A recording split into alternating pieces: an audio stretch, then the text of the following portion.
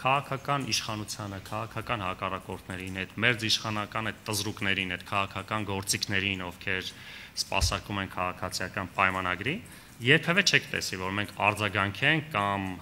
ինչ-որ ձևով անձնական տիրույթում պատասխանենք։ Ընտրական ձեռներեցների դասովշիկների համակարգը թվում էր, թե 2018 թվականին պետք է արխիվի մաս հանդիսանա եւ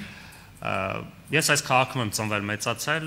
գրեթե բոլորին ճանաչում եմ, առնվազն ինչ-որ միջնորդավորված եւ այսօր քաղաքացիական պայմանագրի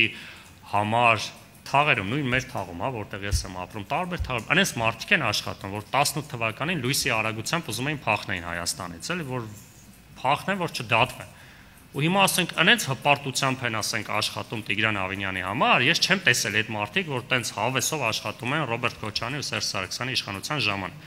Բոլոր թաղերում կան, ասում եմ, այդ մարդկանց անձամբ ես էլ եմ ճանաչում։ Որտեվ երբ հերթական իշխանությունն է, իրանց համար ասում եմ, ընտրական ձեռներեցություն է, անա ձեռներեցներ են, իրանք իրաց բիզնեսով են զբաղվում։